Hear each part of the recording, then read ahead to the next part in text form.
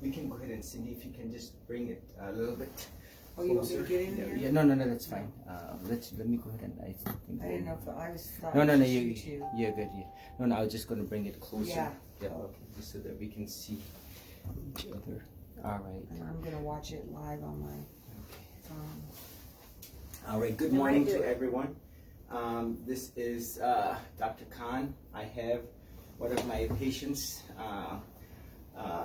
who basically is coming here to visit me again from out of state, from Missouri. And so we're here to talk about, again, and another discussion as to what is breast implant illness and how we can further enhance and help the experiences of the many patients who are wanting to learn about what the system talks about to be kind of a mystery or a myth, which is a very well-defined disease, if you will, and a problem that has a real solution. Now, having said this, this is basically, you can go ahead and introduce yourself, and then you can basically ask me the questions that I feel that are very important, unique, and that will further enhance the other patients' experiences. So please go ahead. Well, thank you for taking your time. I know that you're really busy, and God bless you, first of all, for everything that you're doing for us. And I just, it's hard not to get emotional because you've literally, I think, saved my life. You definitely saved the quality of my life. A little background about me, not only am I a breast implant illness survivor, I'm also a nurse practitioner. I've been in the medical field for over a decade, and this is something that's suppressed by local media. They don't want to talk about breast implant illness, and it's not talked about in our community. So when I was having pain in my breast 4 years ago, I went to the doctor like everybody else does, and it was just like, well, let's do a mammogram, let's do an ultrasound. Oh, you're breastfeeding, you've got dense breast tissue. Let's just have you come back after you stop breastfeeding. Okay, so you don't want me to feed my kid, so I can figure out. And so I just thought, this is just odd, but I dealt with it for years, really. And then it was like, there's just something wrong. Nobody could give me an answer. You know, I've been to the emergency room. I have basically underlying no medical diagnosis, is really major diagnosis, and my blood pressure was 235 systolic. They had to give me fentanyl. That's how bad the pain was. But nobody could give me an answer of why my breast was hurting.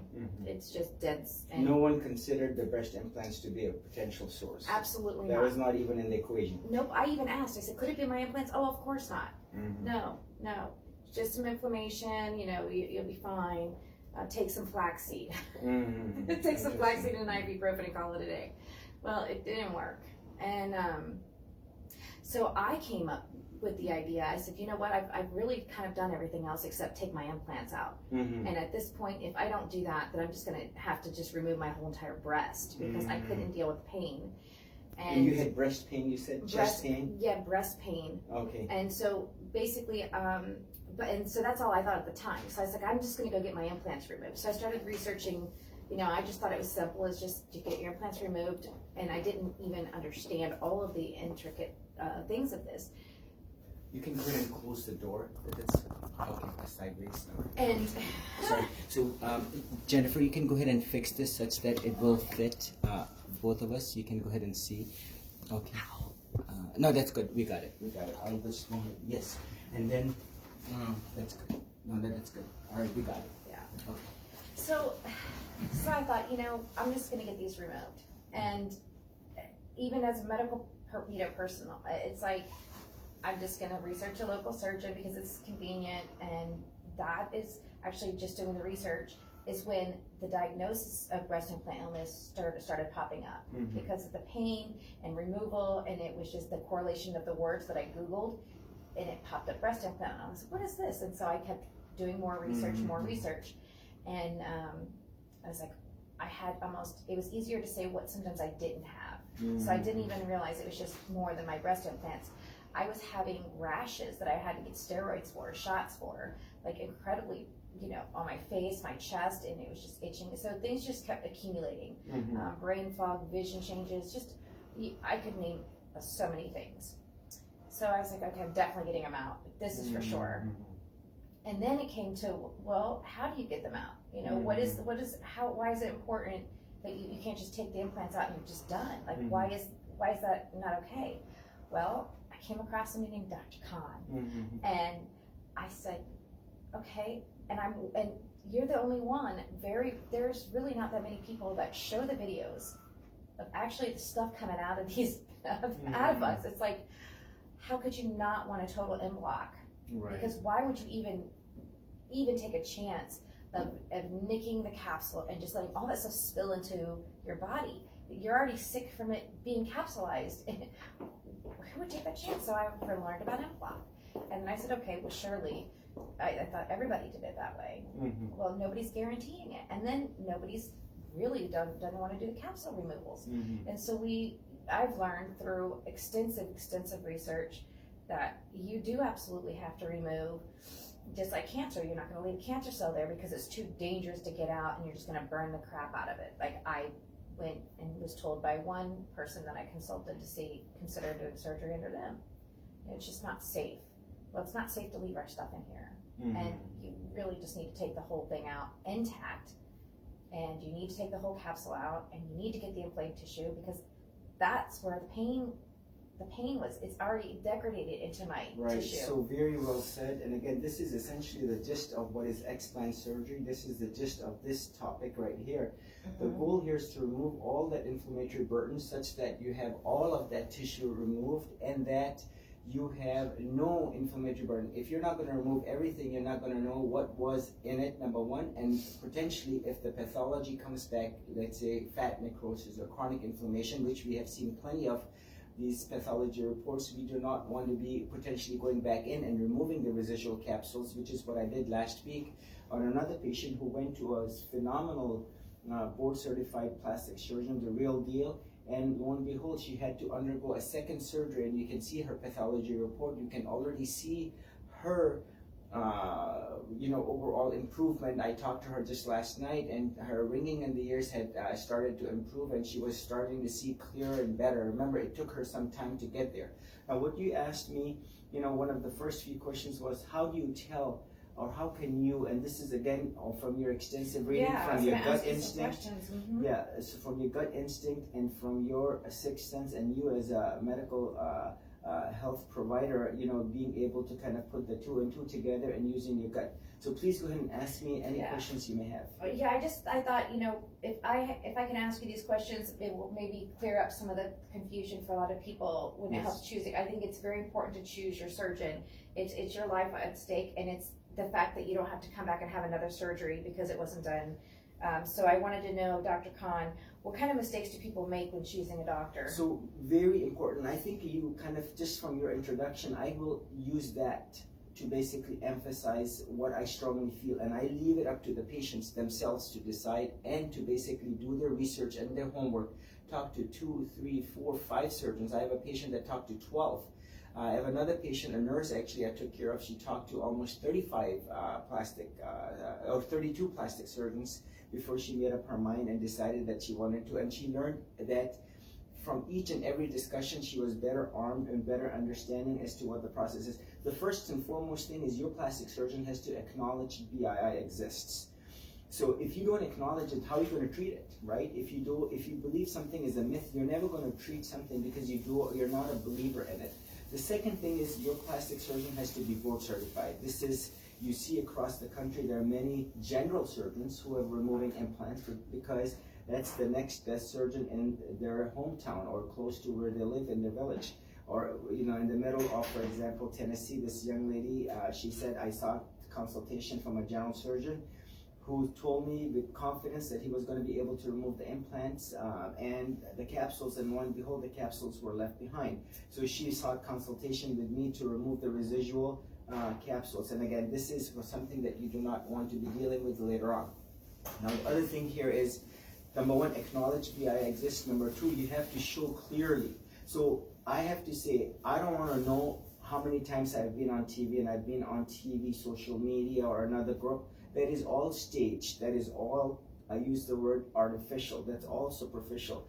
I can buy star rating right now. I pay someone and I can get stars. I can get 5 stars. You have to have genuine feedback from the patients. So what you said earlier, I want to see the videos. I want to see the pictures as That's to right. why. I want to see my surgeon. Yep. Did he do the end block yesterday, like the one that I did? I said, I'm going to do a Facebook Live today. Should I do a Facebook Live yesterday? Because it basically brings down. No. You have to keep showing what you're doing. There has to be a following. There has to be an active group involved, such that even if you're in the middle of, this one patient joined us from Australia. She is very much with us in the operating room live. This is a live feedback where I'm cutting open and I'm showing exactly how I'm doing it and why I'm doing it and what is in my head. Because if I don't believe in breast implant illness, if I'm not showing it, and there's complete transparency. That's right. So I don't like the fact that, oh, my surgeon is in the middle of downtown, let's say Manhattan, and he's got a 5-star marble suite. That means nothing. Nothing. Or my star real self ratings are through the roof. That means nothing to me. You can buy those real self. That means that's all artificial. That's all hyped up. And I say this about myself. You know, so the patients walk in, they write reviews about me. You know, and reviews are important. Don't get me wrong. Sure. But what I want to see in BII world is basically your plastic surgeon, number one, actively talking about it. Number two, seeing how he's doing it. And there is a video / old patients, basically patients of his or her that have gone in and taken care of. And you will see after some time, there will be a very clear evidence as to how and what is his projected course of events. Let's say if I were to be this surgeon's doctor. So this is something very important to mention, that you have to have that video / picture feedback. So these are the 5 criteria. Now the other thing here is you have to have someone who cannot be augmented. That is very important. Because in 2022, after the FDA warning, where, look, I just talked to a lady. She is in Indiana, and she's very likely listening right now. No names, no HIPAA violation here. A year and a half ago, she had her augmentation done. She is a mastectomy patient, and she wants her implants removed. She has almost over 15 or 20 of those symptoms of BII, and she has the many signs symptoms, and she said, someone told me, and this is what her plastic surgeon told her: if you live to be 80, if you live that long, first of all, it was bad for him to say that if she was gonna live to 80, that you would keep your implants. That's wrong information, incorrect information. So you have to, this is number one, negating what the FDA said. Number one, you cannot be augmenting because you cannot be harming someone. Amen. Thank you, Jesus. You cannot choose this and you cannot choose that at the same time. You have to choose one of the other. So that's like that in itself. Because didn't you take an oath as a doctor to do no harm? Right, Didn't we all do that as a provider? Yeah, but now some surgeons say that, well, I really don't believe that they do harm. Sometimes, you know, and again, with all professionalism. Because science doesn't lie and people don't lie, and our symptoms are true. Right, look at the FDA warning, look at the hundreds and thousands of ladies, or I would say now across the world who are talking about BII. That's real. And we can see the many ladies, once the implants are removed, right, how they bounce back. You are living proof. Yes, right? Absolutely. So your surgeon cannot be augmenting, and I'm sorry to say this, you cannot have it both ways. And this is what I said with my last Facebook Live earlier this week with Christina. You cannot say the earth is round and flat at the same time. You have to choose one or the other, and the earth is very much round, and the implants are bad. The other thing is, how do you know? So number one, I would say your surgeon has to be basically showing that the scar length has to be nice and wide. If you have a 535 cc implant like this one patient, or the patient I did yesterday, you cannot remove the implant from a small 3 centimeter, or you cannot puncture the implant and remove. That's again bad medicine. This is not what is practiced in the world of explant surgery. So number one, the length of the incision essentially dictates what the diameter of the implant dictates the length of the incision. But I also noticed something different about yours.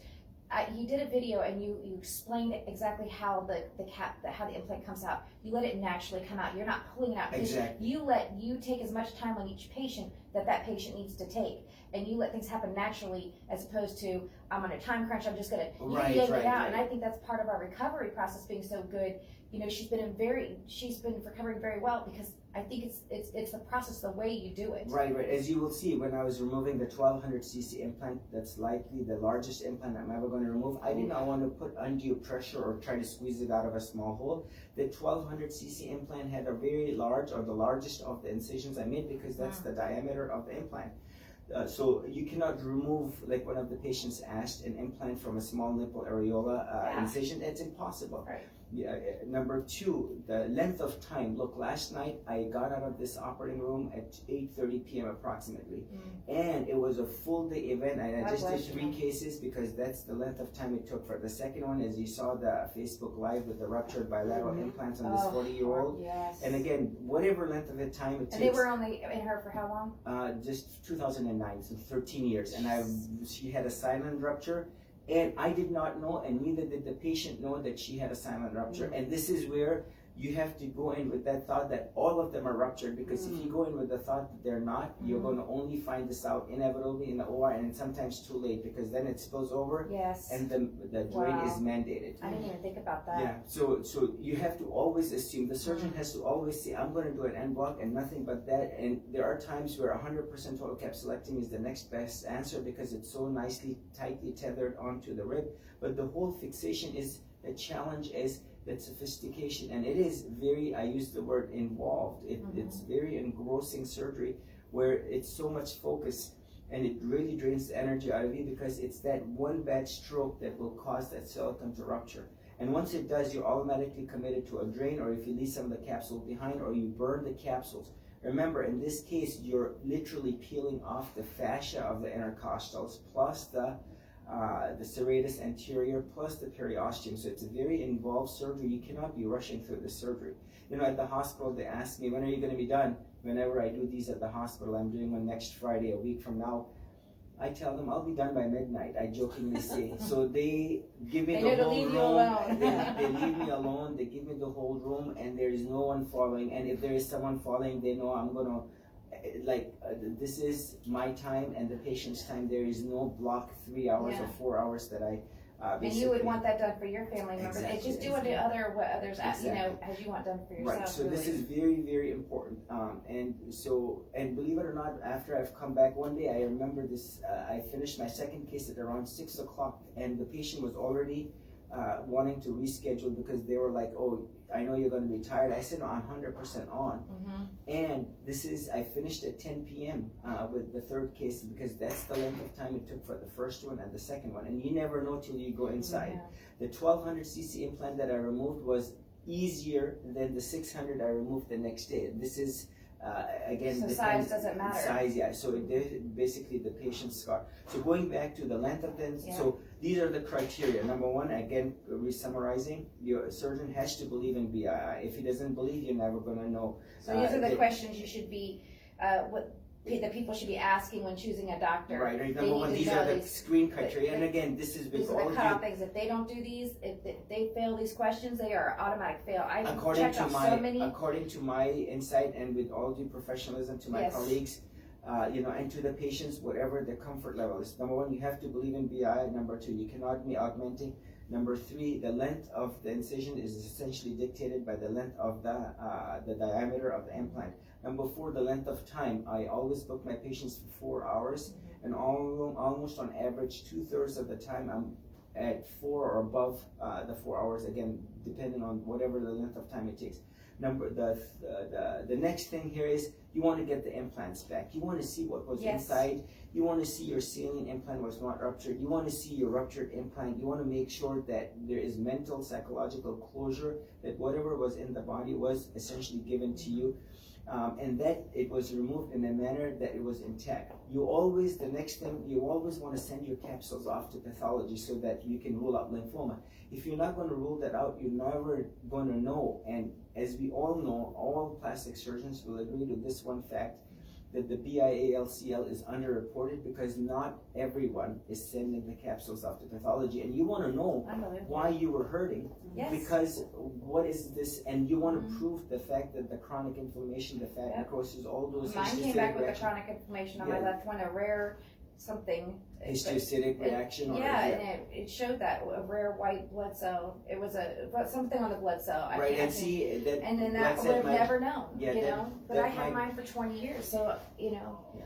So that might be a precursor for lymphoma. So again, it is very important to send the capsules off so that we know exactly what it is and what it is not. Yep. Now, and sometimes I've seen on one side maybe chronic, on the other side maybe something else, and you will see it. Look, yesterday's one case I did, the implant was very yellow on one side compared to very normal appearing on the other side. This is one of the 3 cases I did yesterday. The other thing is you want to always take basically the next point here is you always want to see the pictures and the videos. You want to see the video. The most important is in the pudding, isn't right, it? Right. So you want to always see the pictures, not only of the implant sitting on the table. That's one thing, but you want to see the chest. I want to see the chest. If I was a patient, absolutely. I want to see the chest. You want to know that everything's removed. Right. I want to see a picture, and not only a picture. I take 4, 5, 6 pictures of the chest itself.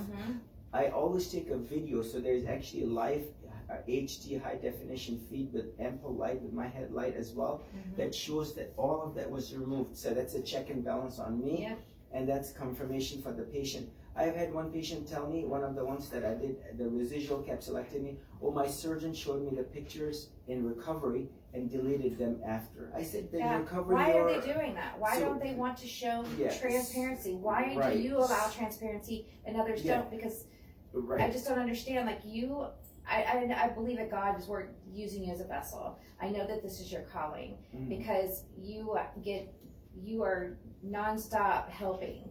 But how can we get others to help? So you have to have this quote bond, and this is where, you know, and again going back to this, you have to have the video. And as a patient, you want to discuss one-on-one with the surgeon, not with any team member, because your bond is with the surgeon. That's right. That you basically let them know that you want the video and the pictures. And again, there's nothing wrong with this. There's no HIPAA violation. Nowadays, it's your body.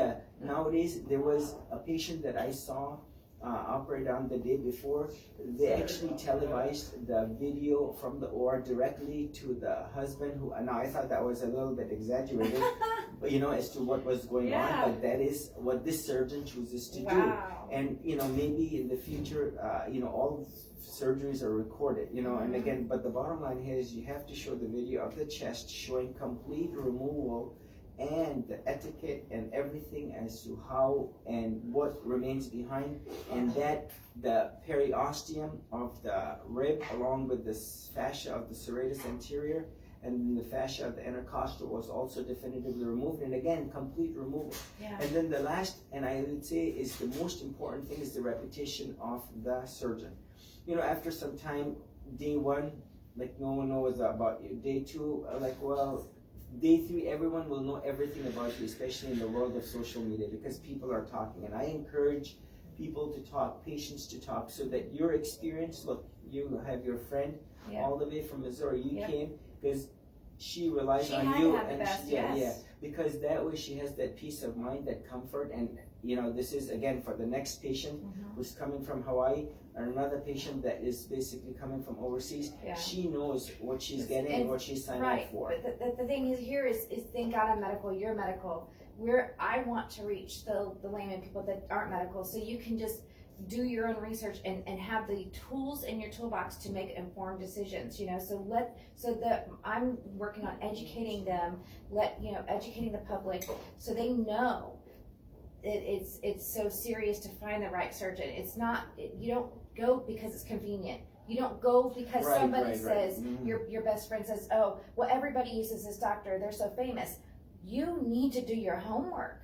Because you have to make sure it's done properly. Like your method, based on my credentials and my background, I was able to do those researches, right? I was able to do the checks and balances to find out the best surgeon for me. And I chose you based on all of my check boxes, right? You checked all my boxes and more. See, and you are the gold standard. Your method is the gold standard. Your method should be the only method. If it's not being done, nobody should be touching that patient. You know, I will tell you, I encourage, and this is what I said, we need to have everyone, there's no textbook that talks about it. There is no medical journal or a paper that People talks are about. afraid to do your surgery, so maybe the video of other doctors that are interested, other surgeons that are interested in learning this way, that we deserve, women deserve, to have all of this stuff removed. Now, don't tell me it's not safe. Don't tell me it can't be done, because it is being done every day, and it's being done without having to drains.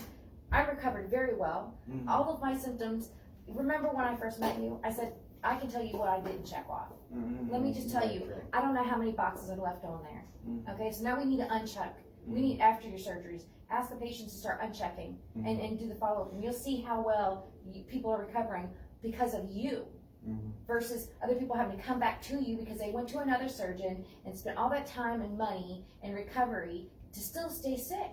It's a gamble when you're leaving stuff in there. And the last thing you want as a patient to have to undergo, just like this nice lady, the nice businesswoman, very successful lady running a very successful enterprise, now leaves her work, comes here for a second surgery a year later, and she was done by the most reputable plastic surgeon up in the Northeast. And again, going back to no textbook talks about it, and this is what I said in my Facebook Live, I cannot imagine as a board certified plastic surgeon that anyone would do the surgery any differently, because I got everything out and every tissue, It's just because they don't know better, but when they know better, they can do better, but they need to be taught by somebody like you, the specialist, the one that created it, right? If they're willing to open their mind and be humble and, come to you and say, hey, can you teach me? I know that you would teach them. And I will say I'll gladly learn from them if I can enhance, but this is, remember, me as a board certified plastic surgeon who's never augmented except for that one case.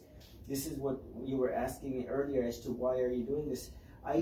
All what one needs to do is just go for like 20 minutes on my Facebook post and listen to the ladies, listen to your patients, number one.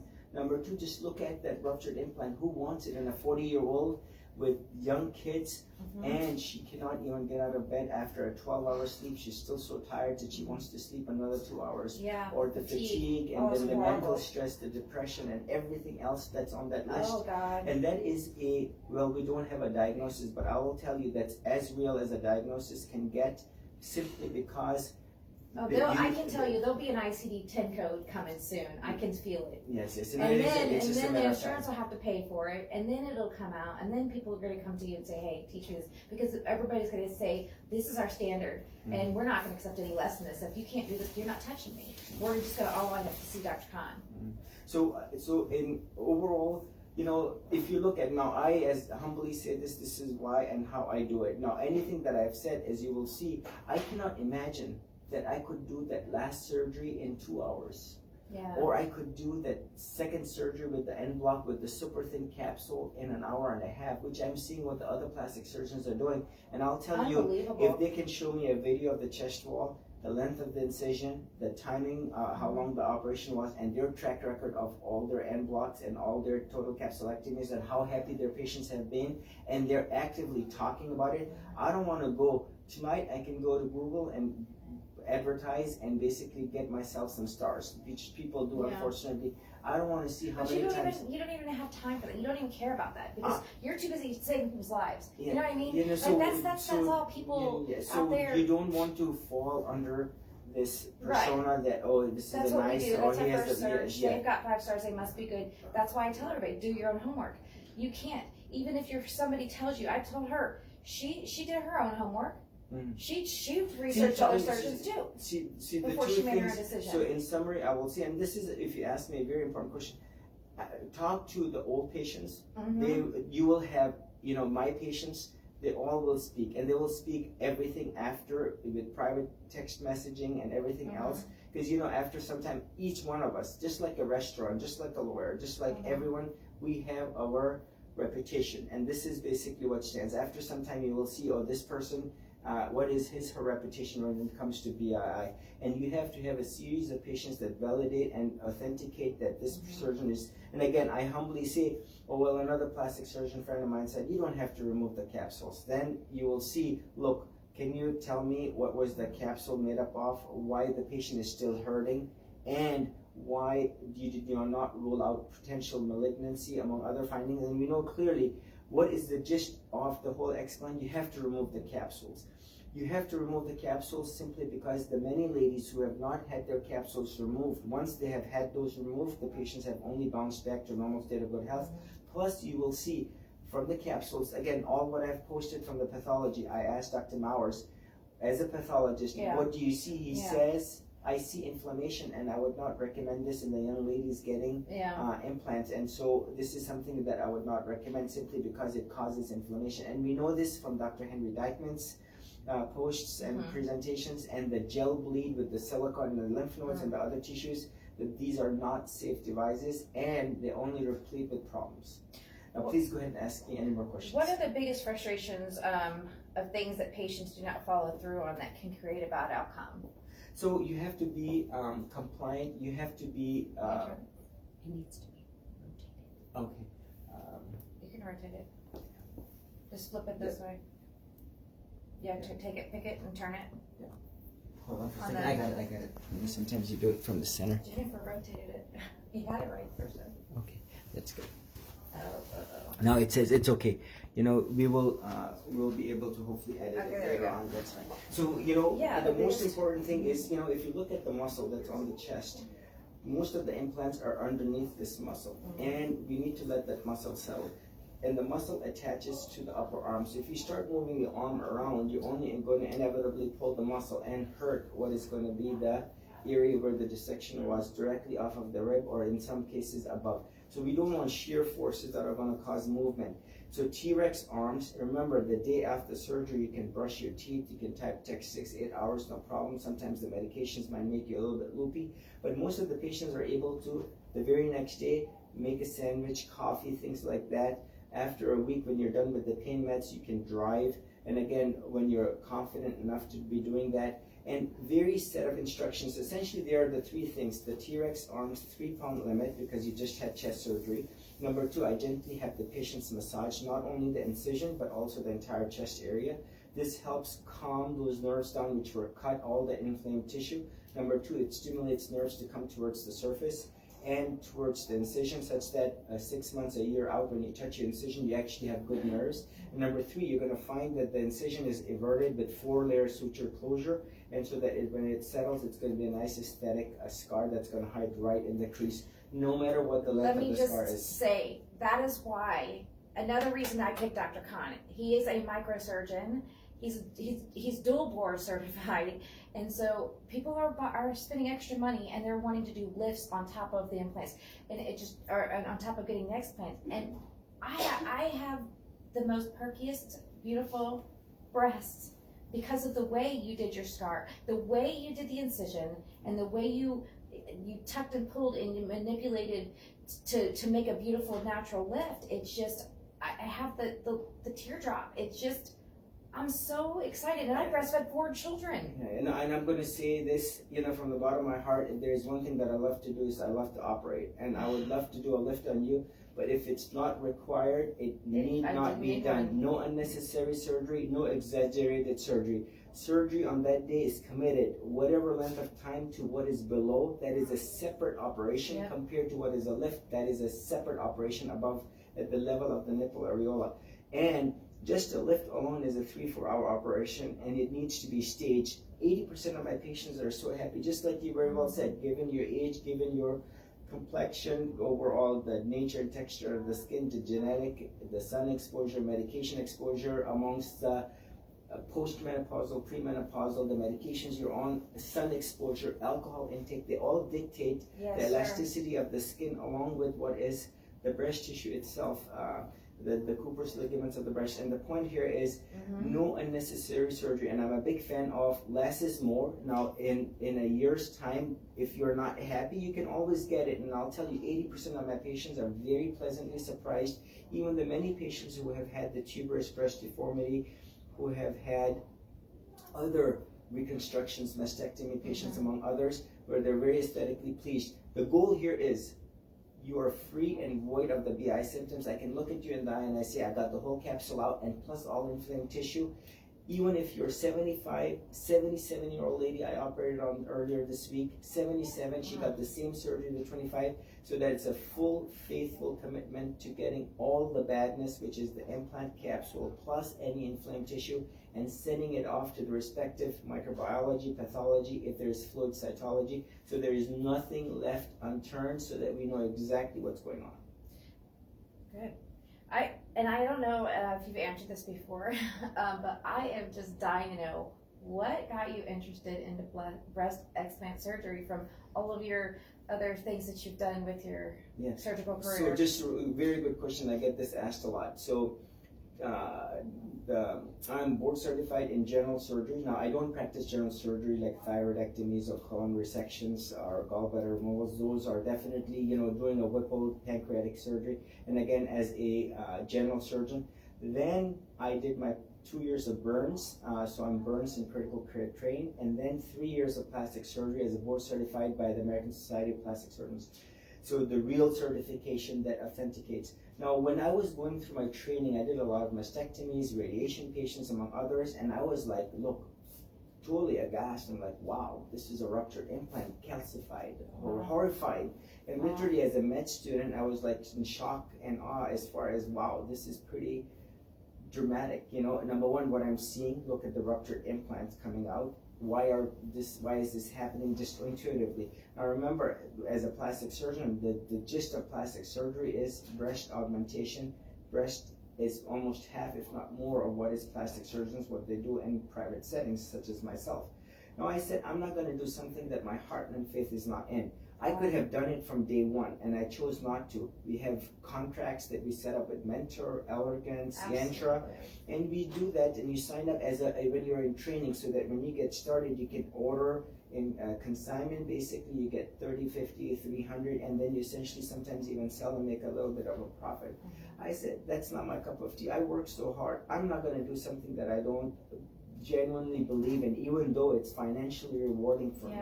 You know, I would love to drive a better car or a bigger house.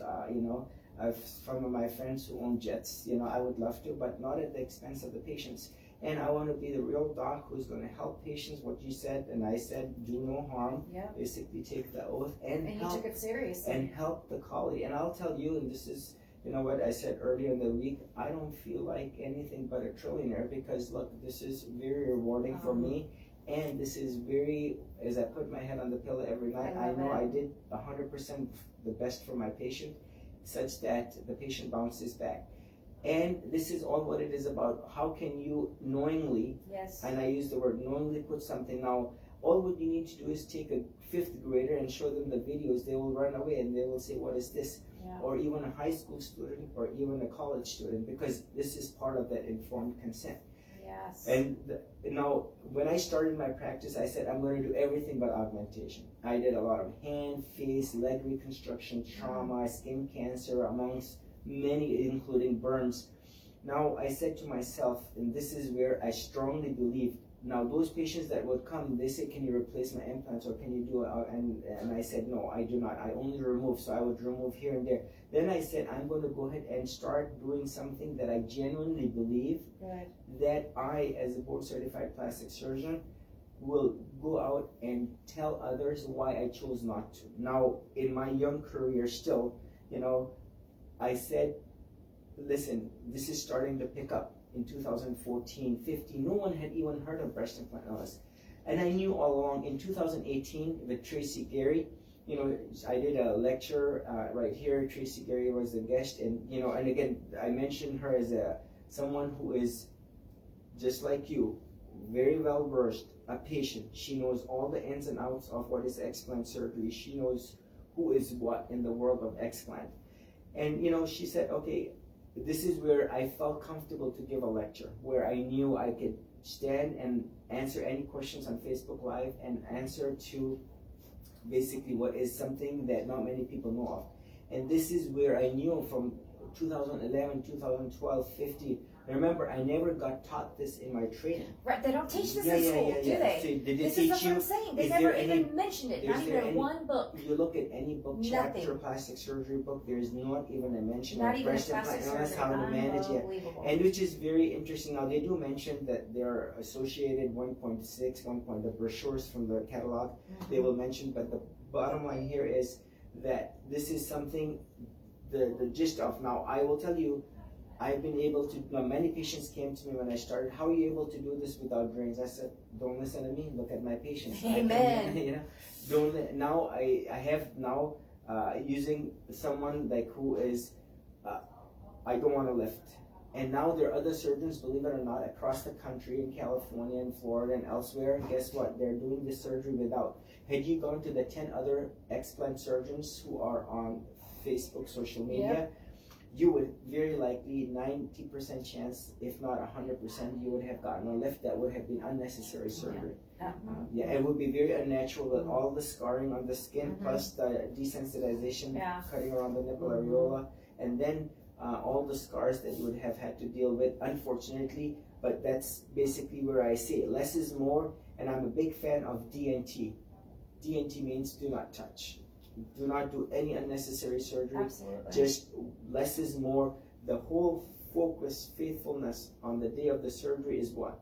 To removing the entire implant capsule and leave nothing behind, no inflamed tissue, and send everything off. Right, because we're, you know, if we get aesthetic looks, great. But you know, at the point where I was so sick, I was ready to literally, I'm gonna have to get my whole breast removed because you know, and what am I supposed to do? Is remove my skin too? I didn't even know all of the things. But the bottom line is the more that you are able to keep up letting this out to social media, right? Then other doctors are going to be aware. Other surgery, like where are the grand rounds now? You know what I mean? Where is the good discussions? You know, because in the grand rounds, there's just that needs to happen. Like, and so with all of this suppressed, people don't know, and maybe other board certified surgeons don't know. But now when you do know, you have to. How could you lay down in your head at night when you see some of the videos? So take a look at the videos. See, as we move forward, this is as we move forward, there's a leadership role that you're doing, and everyone else who's talking about it. You know, you got the manufacturers; they don't care. The plastic surgeons, they're like, it's safe, don't worry about it. You got the Department of Health, the Ministries of Health over the world. They're like looking the other way, very passively, kind of stuck in the bureaucracy of saying. Now the patients are talking, and the masses. They are responding, i.e. the FDA, to the patients because there's so much talk, there's so much scream, and now they're slowly translating into what is in practice, and eventually the respective tissue. But there's still politics are still getting mixed with genuine good. People are trying to bring truth out, right? Right. And unfortunately, even if you get somebody that's very well followed on the media and people are looking up to people, you know, there's still disinformation. So that's why I'm saying you could have a list of all of these great surgeons, and trust me, because I have 1 million people on my Facebook page, and these are who you go to. And whose name is not on there? Are you serious? No, you know, I will tell you, we're you know, there's a lot of politics and all this. There should be no money association in this. There should be only one patient. So that's why I want to tell the people, do your own research. Don't trust me, don't trust anybody. Do your own research. Look at these videos, get your list of what is good. Talk to the surgeon directly. Yes. You should do you do this? Do you do that? Do you do that? And that's what I did when I found you. I did my check boxes. I did my check and balances. You do implants? Then I don't want you. Do you do a total implant? No, you can't guarantee. I don't want you. And you know, this is where, you know, there is, you know, unfortunately, the world is not a nice place. You know, I say this, you have to navigate, you have to find and use your gut, use your knowledge, use your intellect, use the old patients, talk to the surgeon. Yeah. No one can say, the surgeon's too busy to talk to you. I'm sorry to say this. That is not an answer. You cannot talk to like a nurse practitioner if you will directly, or a physician assistant or a medical student or a fellow, you have to talk to, because the surgeon is the one who's operating, not anyone else. That's right. I opened up my own business 2 months ago. Do you know what? Guess who answers the phone when you call? I do. I don't have a secretary. I don't have this. I do it all. I do telemedicine. So, You know what I'm saying? So you can do whatever you want as your provider. You can be as accessible as you want to patients. People don't want to. They have this. No, only the surgeon knows what's going on in the OR, Right. what's the pre-op, and every patient is unique. Every patient is a challenge. Look, there's a patient, 70 years of age. She has had 6 implants on the right as a result of contracture, among rupture, 2 ruptures. I know what's going on with her. I don't want to be going into the operating room not having known her, and I know all my patients personally. Each one of them, they will attest to the fact that they're like, wow, I spent just this morning 30 minutes talking to a patient, and you know what? I told her, call me again if you ever. Now, I want her And that to should feel be another comfortable. check and balance. Yeah, If your surgeon's not willing to do that, check them off. Because I'll tell you what, when I did go look, and I did go, do you think I ever met the surgeon? I was supposed to have surgery, but I met the nurse practitioner, right? They And take you the are a pictures, nurse they do all the practitioner, right. and you want to I talk never to the met surgeon. the person that was actually going to touch me. Right, and you know it is important because if the surgeon doesn't know, you want to have the confidence of the surgeon. Yeah. And I will end with this on my end. You have to have that consent form. The consent form is that legal bind with the patient and the doctor, and that commitment that what is the goal, en bloc or 100% total capsulectomy plus all inflamed tissue. Then you're going to get your pictures, you're going to get the pathologist in, you're going to get the cultures, and you're going to get a complete 100% feedback with confidence, such that post-op, as you're exiting, you have that peace of mind that you got the best surgery possible ever.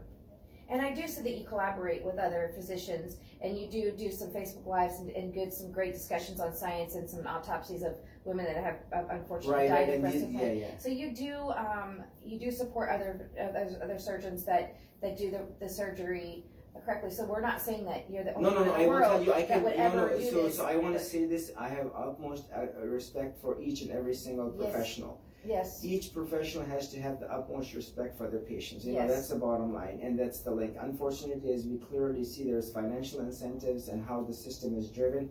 It is sad, but reality. And this is where, you know, the patients basically are ultimately responsible for making the final decision. You know, I always tell the patients, you're the boss, I'm here for you, you know, and literally that's the feel. There should be no like, oh, I got 2 minutes, I gotta run. No, there is like, okay, some of my patients are waiting, but they know they're waiting because they'll get all the time as if they're the only patients, you know, that are there for me. So it is important. You know, we discussed a lot of valid points. I can only do so many of these in a year, you know.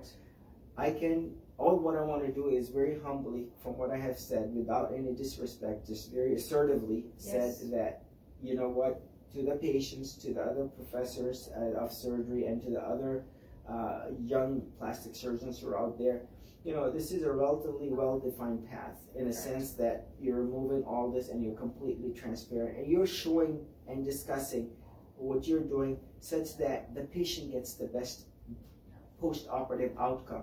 You know, what's the best post-operative outcome? The best pre-op workup and the best intraoperative surgery, such that the best post-op outcome is there. And nothing else, not even one molecule down, on one hairline down, because you gave it 110%.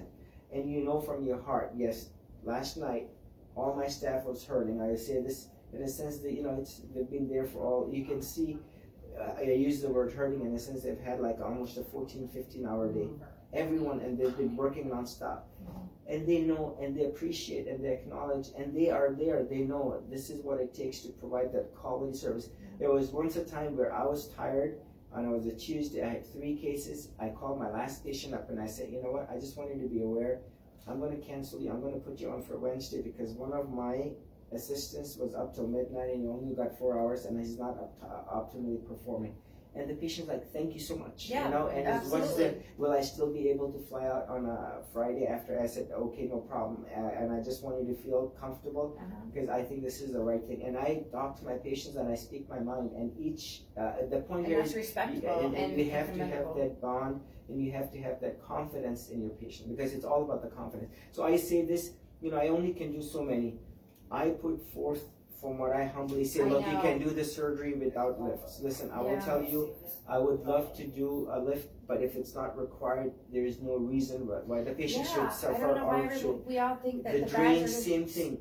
The drains, the same thing. Yeah. And as I move forward, I learn from the patients too. What is the better way? What's the system? How I can enhance their experience. Do you think this will turn into a gold standard maybe, and that? You know, I will tell you, it'll the be surgery trained? absolutely can be done without drains, and this is why. And I will end with this. And we can do a Yeah, round two. appreciate it. Yeah. How I do it differently. The number one, the focus is to remove the entirety of the implant capsule plus all inflamed tissue. Sending us off to pathology. Sending microbiology cultures. No need for a lift. Now there are some patients, look, I saw a patient yesterday that is going to be coming today. She will 100% need a lift. And at the time of the surgery, because of how and what her presentation is, she will get one because she needs it absolutely. There was another 67-year-old lady, I told her outright, 100% you need a lift because afterwards your tissue, the way it is with the sun damage But and it's all an that, individual it's an assessment individual from a assessment. professional You know what the person. patient told me? I'm 67, I don't want a lift. I said, good job. You know? There you go. You know, and I gave her the chance, and again, and a Good lift for is a you, very Dr. simple Khan. operation. No need for a drain, no need for a lift, and you have to send fluid off to cytology. You have to take the cultures, and then you have to do the twilight. You remember, there was a patient yesterday. I look at the anesthesia, and I'm looking at the monitor, and I said, let's go the next level up because that's better and safer, the LMA, which is still the patient's breathing. And the point here is we want the safest and the best, most comfortable experience for the patient. And twilight sedation. Oh, it's over the best 99%. sedation ever. Yeah. I'm telling you what, I've been under before. And this is how Yes. all surgeons should do it. And I say, learn from my experience. You know, I have one day off next week. I'm going to go ahead and be writing, and I'm going to write to the FDA. I'm going to write what my Beautiful. protocol We'll be is, praying so for you. that I can put it down on We'll paper. testify. Any of your patients can testify. If you want to write a written testimony of our journey and our recovery from you, if that'll help, because honestly, and then the people having to come back that's from other surgeons would be a good testimony to help support your your standard, because it does need to be a gold standard, because anything else is not acceptable.